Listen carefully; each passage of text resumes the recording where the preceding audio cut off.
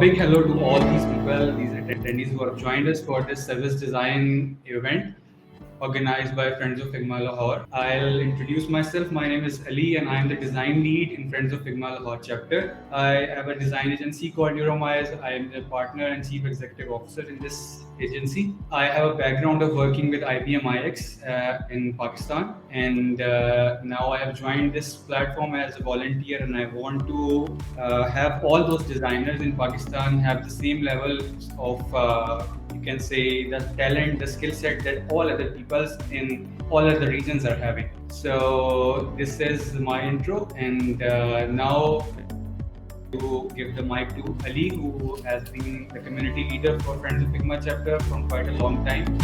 Thank you so much, Ali. Friends of Figma Lahore as a way to bring people together to share their knowledge and to discuss topics related to design, UI design, UX or product design, to learn from each other and grow our community together. These are the few highlights from our previous meetups, and most recent last month in June 2023 we host our first watch party of Config. Config is a Figma annual conference. I would say to thank you all of my team member for your contribution toward Figma community. Today we will focusing on service design, and we have Giovanna and Judee. So it was a really nice journey, Ali, that Friends of Figma has covered till now. I would like to give a brief intro of our guests, Giovanna. Giovanna has been a service designer for 10 good years. Now she is basically leading the ambassador program in Service Design Network. I would like to invite Giovanna to continue and give us insight about how the whole journey has been and some other challenges that you have faced in the service design network community, and let us know about this whole process that has been involved in the service design. Thank you. Thank you very much. So I will start sharing my screen. Just let me know if everything is going well. Is it all fine? Can you see? Yes. Yes. Okay, so thank you very much for the intro. And I'm very happy to be here with you, to know you and to build this bridge between us. It was very hard to pick what to say in 10 minutes, but I tried my best. I hope you enjoy. And feel free to put your comments in the chat and we can exchange later on at the end of the presentation as well. So I decided to start just reminding us that we live in a very complex and ever-changing moment. I think we all know we are facing a lot of uncertainty, a lot of complexity. And for that, we need a contemporary mean to produce innovation and to think entrepreneurially. Because regarding the many new challenges, ways of living that people are having, we really need to rethink about the offers that we have right now. And so design can help us to move through this uncertainty, to pass through a lot of discoveries and to have more clarity and focus. And the combination of design and technology, it needs to be in our favor. We need to know how to use the many types of technologies that are emerging. And this is a unique moment to change the world. As we are seeing, we have a lot of opportunities to take. And so why design? Why can we choose design to help us in this endeavor? So because it is the best way, one of the best ways of lowering the risk in search of innovation. And why is that? It's because throughout the whole process of design, we involve the necessary stakeholders for the challenge that we are looking for. So the customer that we are looking to attend, all the necessary stakeholders that are involved for that, who is paying for the service, who is going to receive the consequences of the service, and etc. So by involving all these people and by having deep dives and to emerge in the realities and in the challenge, we lower the risk of coming up with a solution, because we are really understanding what they are needing and desiring, so we can really build something that makes sense. So design is an approach that makes tangible answers to challenges, combining empathy, creativity, collaboration, as I said, and also experimentation. It's another pillar that design has.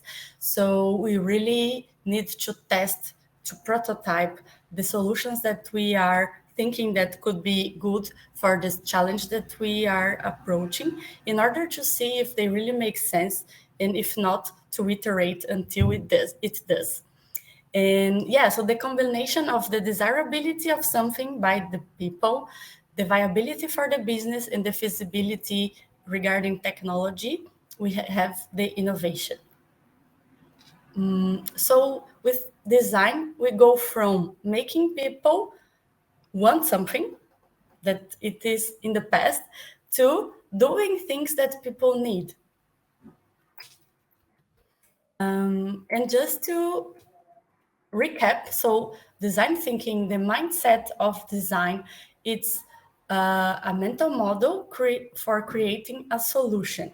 And so it's about facing a problem, considering what type of actions should be taken and what result we want to achieve, going through the investigation of the situation and the projection of possible human-centered solutions. And we also say possible because when we are investigating a challenge, normally we come with a lot of possibilities, with a lot of possible solutions, possible improvements, possible things that we could do to tackle this challenge, which is very normal. And there's not just one right answer. As we were taught many times during our lives, that's just one answer for this question in the test of school. No, when we are dealing with real challenges, with global challenges, we have a lot of possibilities. And what we need to do is to just select the best solution for that moment in that specific scenario, so we can deliver something that makes sense in that situation. And it could be the case that in the future we can see that this solution or this thing that we came up with, it doesn't make sense anymore, and it's okay. What we need to do is to reiterate, to restart, and to look for new solutions for that. And so design can take life as a process. I think most of you might know the double diamond, because it's the very famous representation of the design process. And it starts with a challenge.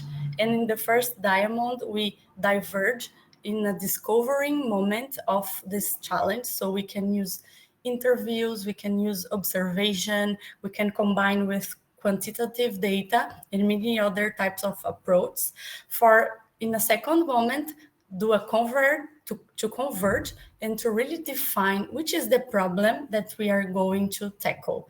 Because sometimes one challenge can have many types of things combined, and we really need to have a very good problem definition, to have a very good first diamond, to understand what we are dealing with, to then to come to the second diamond, to have another divergent phase, to explore the possibilities that we have, to develop prototypes, to experiment, to come up with the convergent phase, and to deliver something that's relevant and that makes sense. And this will be the outcome, and we can go to the implementation phases as well. And so everything is a service. Sometimes we might think that we buy a product, an object, and we really want this object, but in essence, we are looking for the service that this object provides us. So good service, they don't just happen, they must be designed. So we really need to consider which is the service behind of these products that we are offering, so we can design it the best way possible. And so service design, it's the design approach that we just saw, applied to improve or to innovate services. So we need to consider client experience, organizational capacity. It's not the same to do something in a startup or in a very big traditional company. We need to consider that. And also the business values. And we need to comprehend that the importance of designing possibilities instead of products. And service design can be a facilitator for that with empathy and human services, as we see worldwide that many people are not happy with the objects and the service as they would like to. So we have a very nice opportunity to improve that. And when building services, a very nice thing to consider is the life cycles to help us understand the different roles that people have and how they behave in each of them.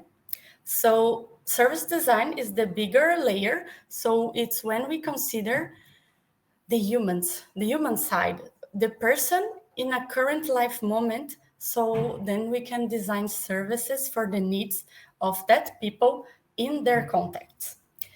And when we move to the consumer level, we need to understand that people have desires, have needs, and which are their behavior when they face market decisions. And so for that, we can design compelling propositions in the competitive market that we live. Going to the customer level, we need to understand that people are also having relationships by being client of organizations. And so for that, we can design journeys that engage and delight and retain people with us. And when we go to the user level, we need to understand which will be the necessary tasks that the person will need to perform in order to use a service. And so for that, we can design great interfaces and interactions because we really want that the service would be easy to use, easy to understand, and to be delightful and to serve for the purpose that it's built for, right? So I think this is a very nice representation of how we can connect UX, customer experience, service design. The spheres can move depending on the process, on the context, but normally they are placed like that. And I think it's a very nice way to understand how they are complementary and how we can consider these different layers in order to build a very nice service. This is a very interesting case. You can look for it later on TED Talk to show how it is important to emerge into really deep dive in the reality of the people that we are designing a solution or a service. So this case shows how, in the first place, when we are in our own biases, in our own reality, just behind our computer screen, we can't really understand what the people that we are looking to help or to develop a product is facing. And just when we go there and we live there and we interact with these people the most that we can really understand how to build something that makes sense for them. So this is a very nice example. And just a few slides to finish about the future of service design. I used this book that I really recommend. It has a lot of many nice thoughts about the future of service design, and it brings that we have to learn again to take people seriously and to observe precisely how they behave for designing relevant services. I think that sometimes the fast pace that we are living and the pressure that we are receiving within organizations and etc. makes us forget how it is important to really understand people and to go throughout the processes and not to think that's a waste of time, but it's the opposite. We are gaining time for the future and saving money for the future as well. So we really need to consider existing cultural differences and gender differences, for example, because they are relevant things when we are building services. Another point, it's about the education around service design, considering the business, the management schools nowadays, and until now, until recent times, uh, the focus is very human-centered and thinking about the visual communication of the solutions. And what we really need to consider for a future approach is a more holistic view, considering services, exchanges, and the great value of co-creation. When we think about the great and the biggest challenges that we are facing in the world nowadays, it's very difficult to understand how a company alone per se could approach something. So the collaboration among companies as well, it's more and more incentivized for that. And thinking about it, we also have many variations and updates of the double diamond. This is a very nice one that I decided to bring, but there are a lot of other variations. But this one, it's also considered the planet-centered approach. So it doesn't make sense right now to build or to develop something new or to improve an existing thing without considering the impact that this product, this service will have in the planet and in the other living beings that we have. It's just have a human-centered view. It's not enough anymore. So to have this update of the double diamond can help us include this perspective throughout the whole process of service design. So thank you very much. And I will give the space to Judee right now. Thank you, Giovanna, for introducing service design. And I think the Q&A will happen after my presentation, right? Okay. Yeah, sure. Yeah, I think we should be expecting questions from audience in the chat box. You please, all guys, shouldn't be hesitating. Put out all your questions. A lot of things have been stated by Giovanna, and a lot of challenges that I think people were expecting to put as questions in the comment box were also already explained by Giovanna. Over to you, Judee. Yeah, thank you, Ali. And yeah, for our attendees, I think we have increasing number of attendees right now. So please feel free to ask all your questions. If you don't understand any terms or if you're curious in one aspect of our presentation, please feel free to let us know. So let me share my screen. So bring folks together and grow our community. This sticks on my mind when Muhammad Ali described Friends of Figma community here in Pakistan. So I'm very happy to see some of the attendees, mostly from Pakistan, Spain, Dubai, United Kingdom, and Berlin, Germany. This is a special city, and I'll tell you why later on. So, just a short introduction. I'm Judee Bendiola. I'm born and raised in Asia as well. I finished my Bachelor of Journalism in the University of the Philippines. I work in the National University of Singapore and Keio University in Japan in their Interactive Digital Media Lab. And right now, I'm based in Germany and I'm representing the Service Design Network as their head of marketing and communications. So, thank you, Muhammad, for participating as an ambassador. I am truly grateful and for organizing and promoting this meetup and for this opportunity to present. And Ali for moderating this session. Thank you so much. So enough of my personal background. Now it's your time to shine. Um, may I ask a question? So what is a community for you? So please describe this term or this word in just one word. So write your answer in the chat box. What is a community for you? My gang. Yeah.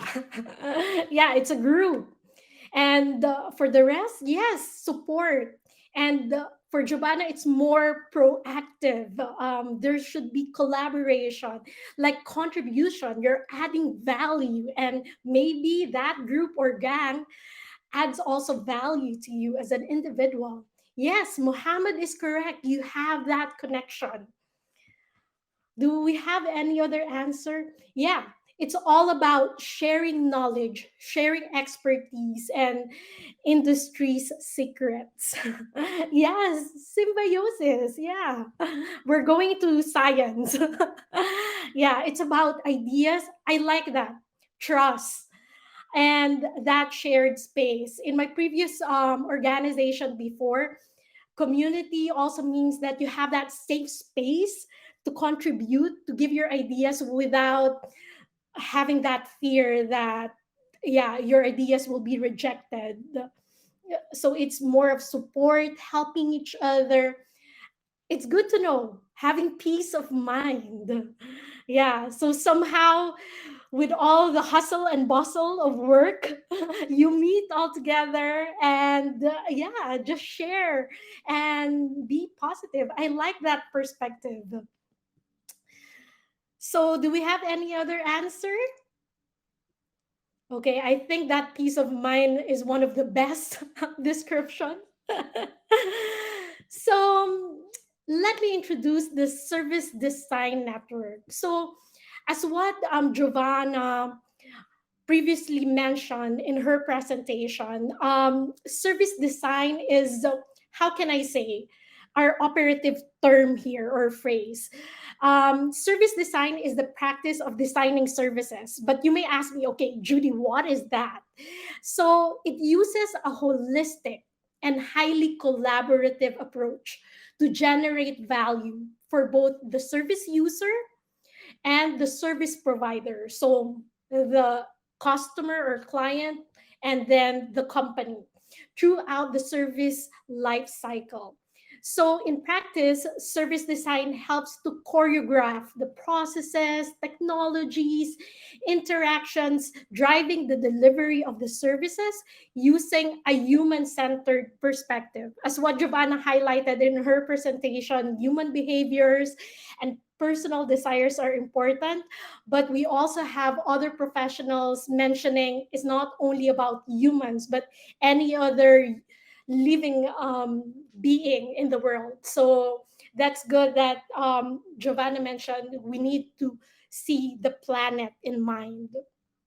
So service design today is applicable across multiple sectors, helping to deliver strategic and tactical objectives for both the private and public sector.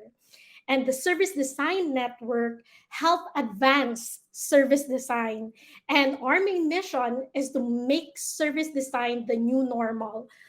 We are founded in 2004, and we are the leading nonprofit institution for expertise in service design and a driver of global growth, development, and innovation within the practice. So maybe that's something that we have in common. We also want to grow as a community, and we are highly intercultural.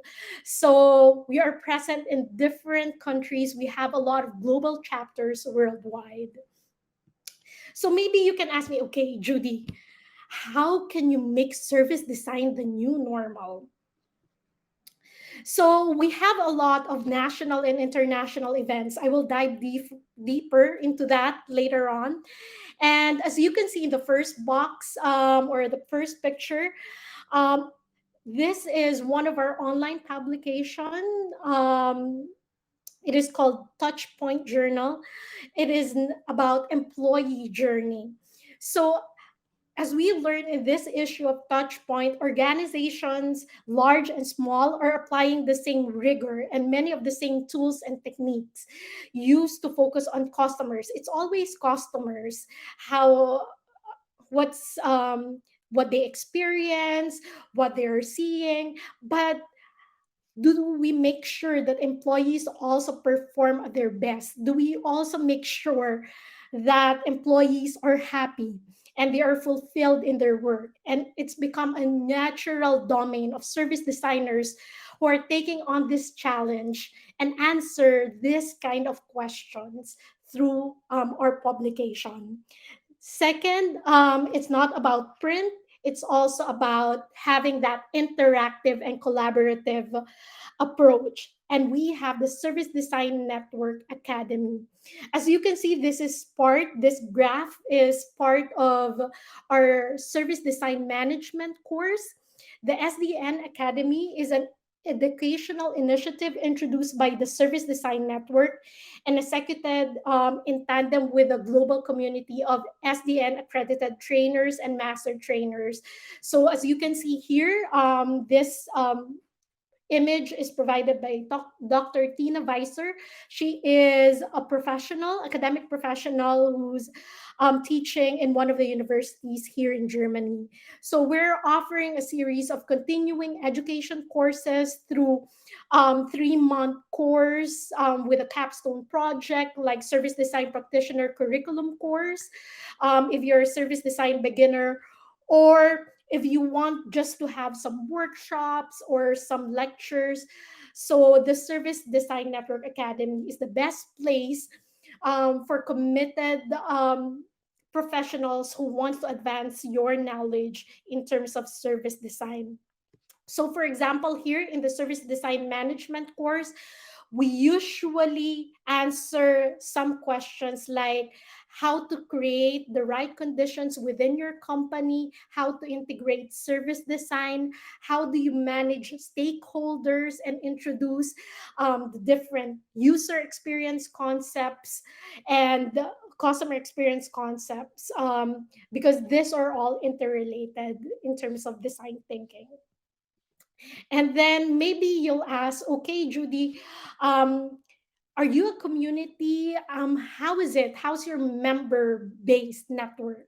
So most of our members are different agencies, businesses, government organizations. So we have corporate membership, we also have university membership, and we also have individual or professionals who have their individual membership.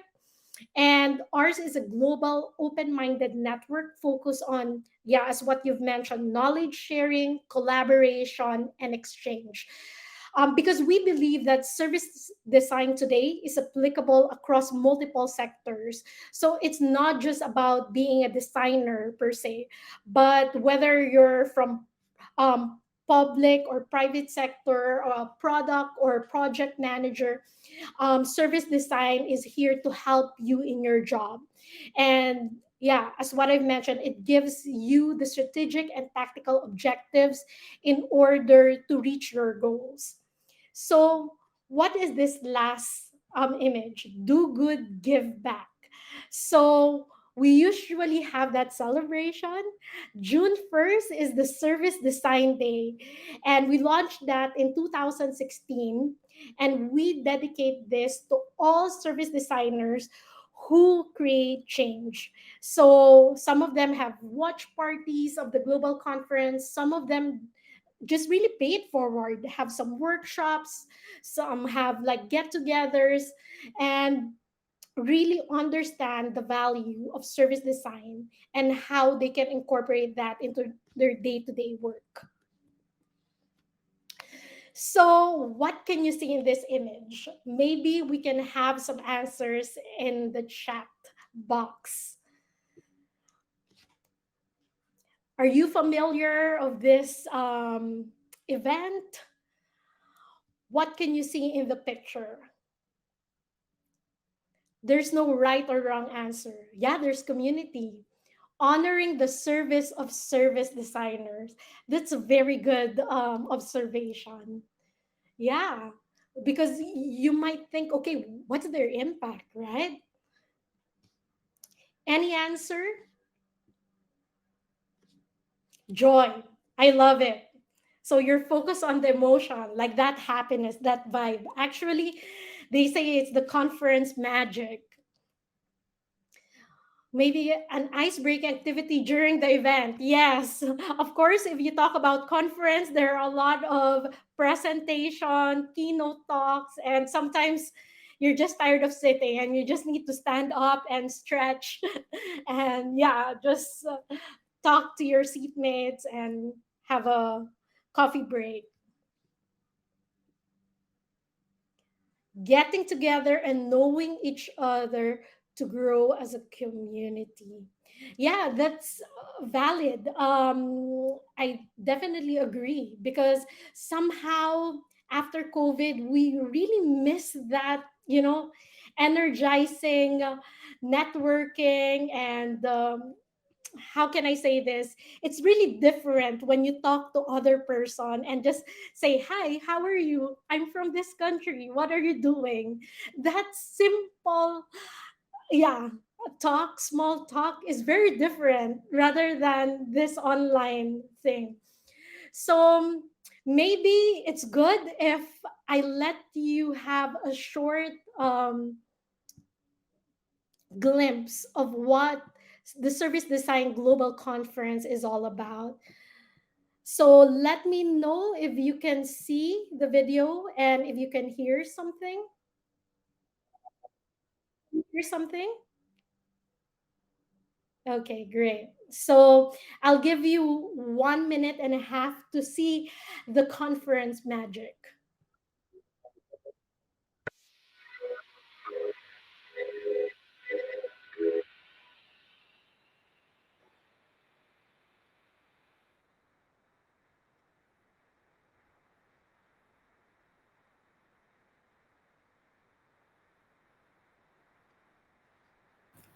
I can't hear. I don't know if you are hearing. Yes, of the video we just heard the music. Sorry,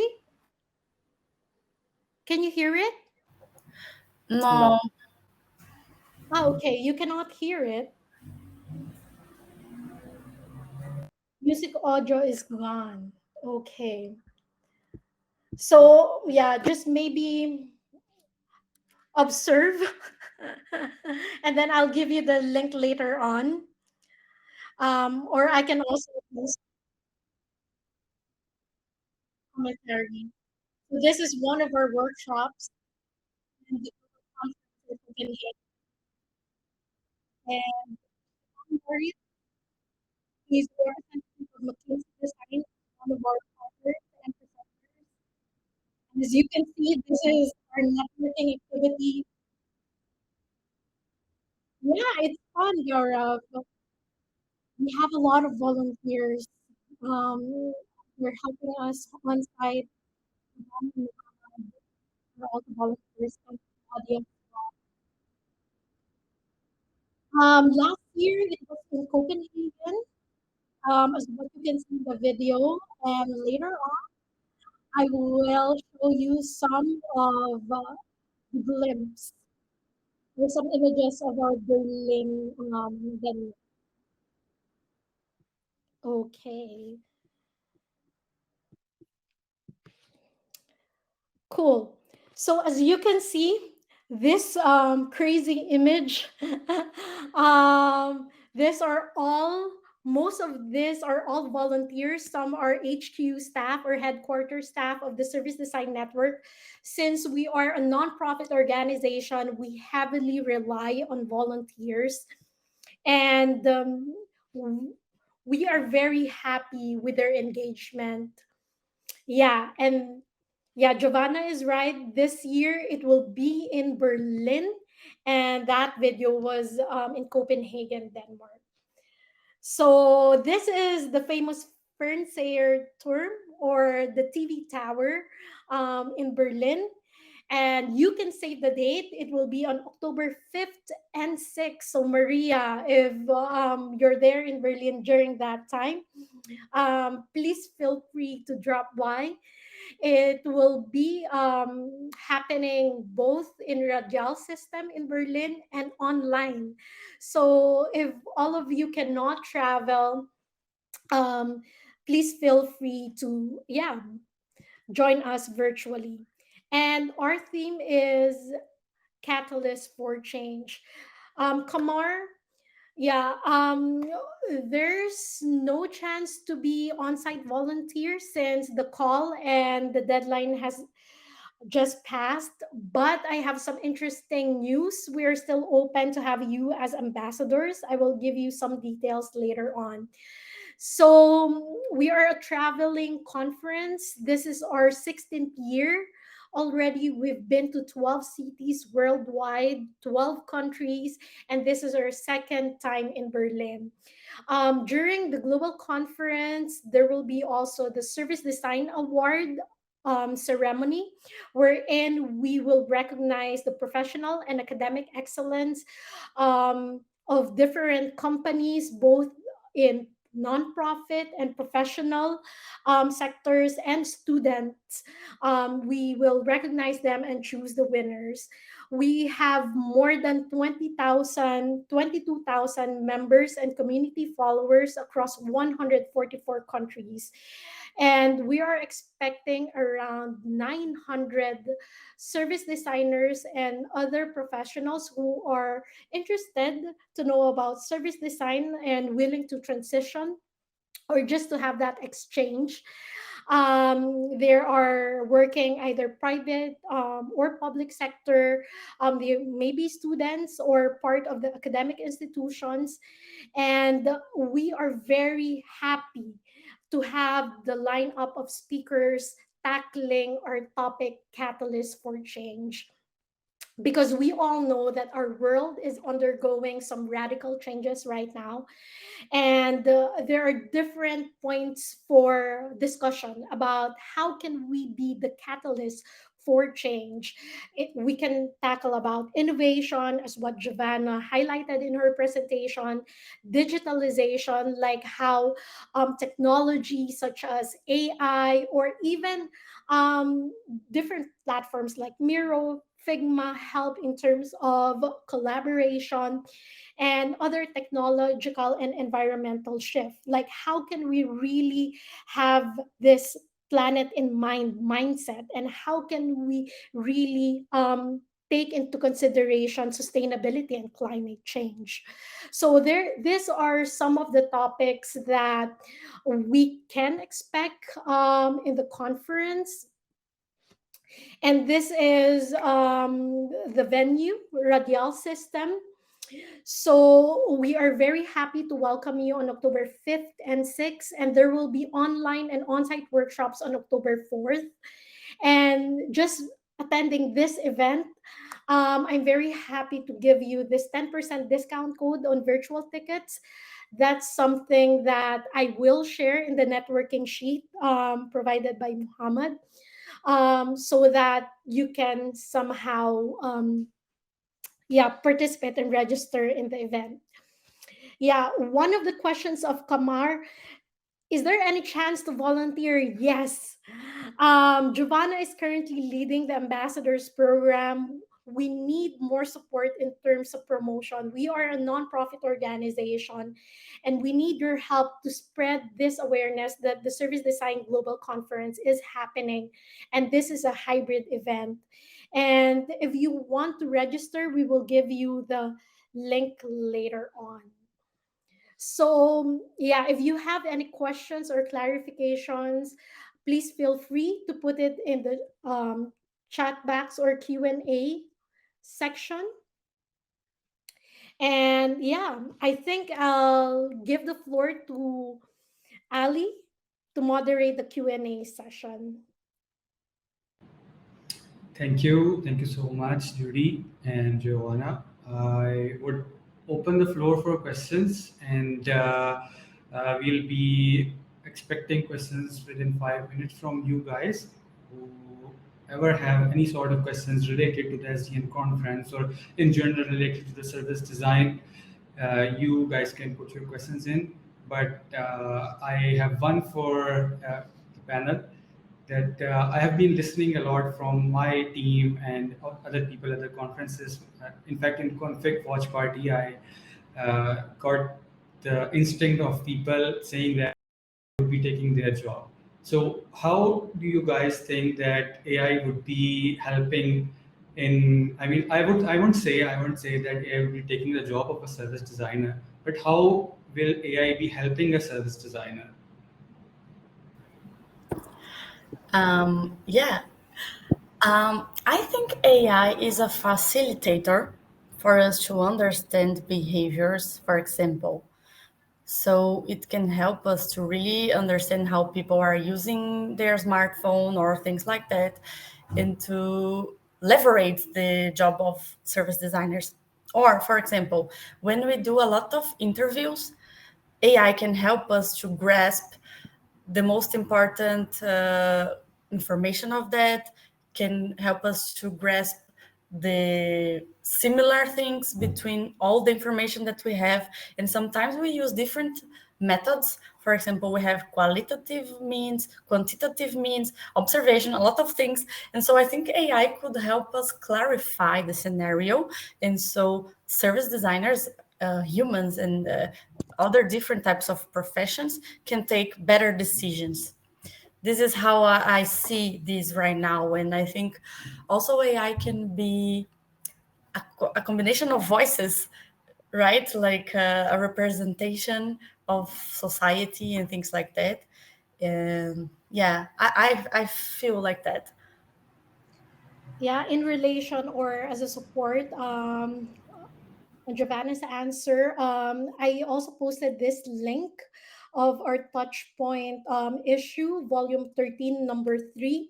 It's called Smart Service Design, and we have a lot of articles talking about AI and service design. And I've also seen one of the quotes lurking on social media that it's not AI who would replace us in work, but humans who can eventually use AI to optimize our work.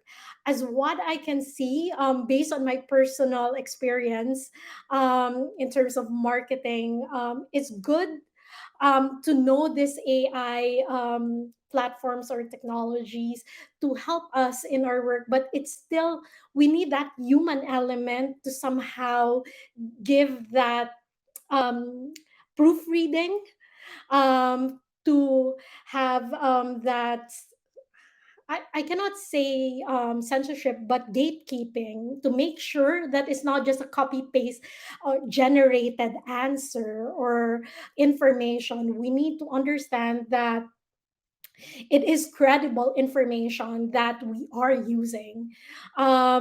So we've shared a lot of articles about this, and I also have browsed some of the questions in the Q&A platform, and they ask about the difference between CX, UX, and service design.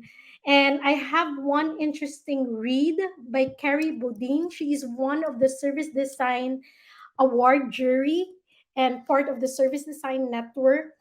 And this is a good article that talks about the difference between service design, CX, and UX, and how they are interrelated, and the future of service design leading the way. Yeah. So, Ali, should I also answer Yeah, this yeah, please go ahead. I in was just Gia? reading through the questions. You can browse. I think Angela has a question related to conference, directly towards you. Yes. Okay. As you've mentioned, workshops and other pre-conference events will be happening on October 4th. Mostly on site, but we are also prepared some online workshops for those virtual attendees, and you can see all the exciting workshops here in this URL. If you're into theater, um, you can have this interactive workshop by Thomas Brandenburg. It's like an improv type of workshop. And I don't know if Adam Lawrence is very familiar with all of you.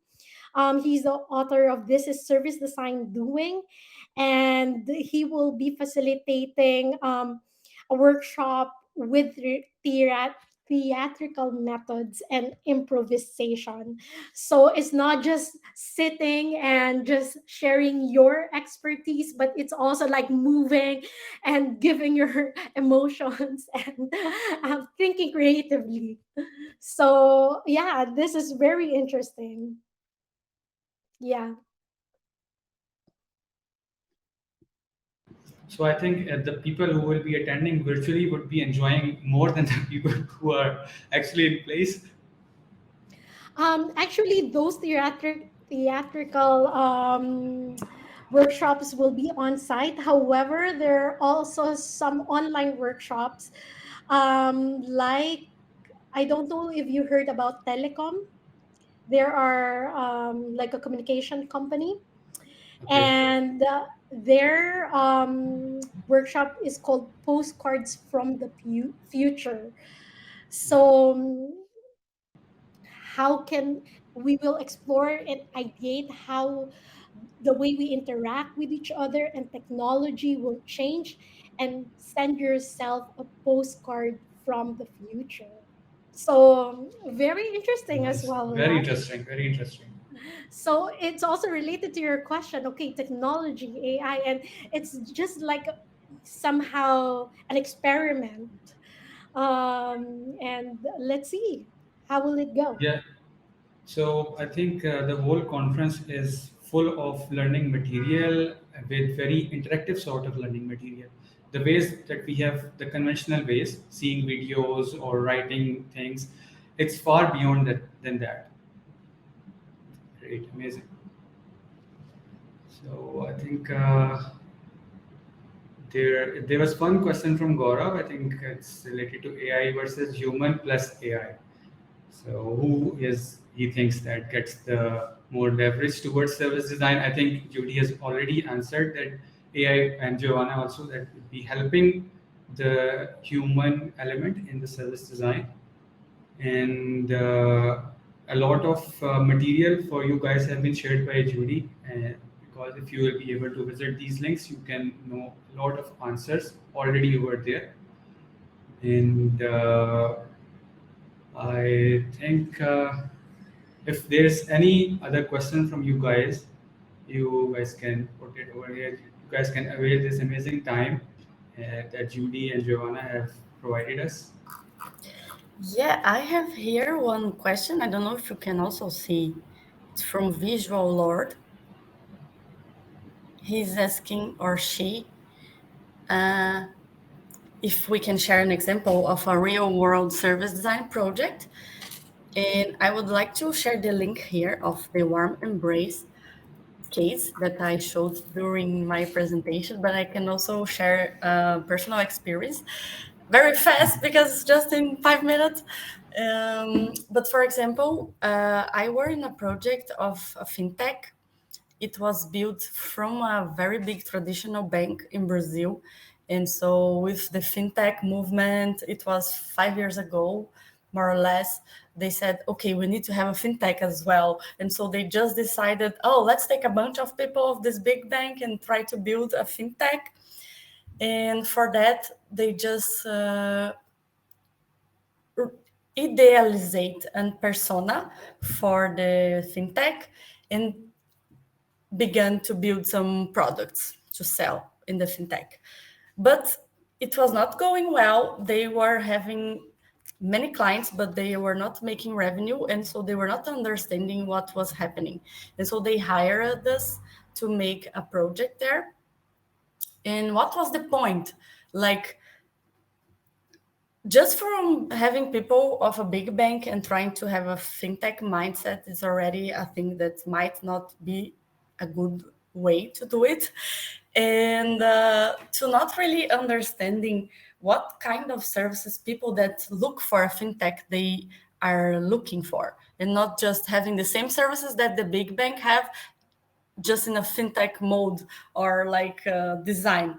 And so what we did, it was to really investigate why they were not having success. And so what we used for that, we started to listen to the recordings of the hotlines of the bank. So we listened a lot of recordings to understand what customers were complaining about.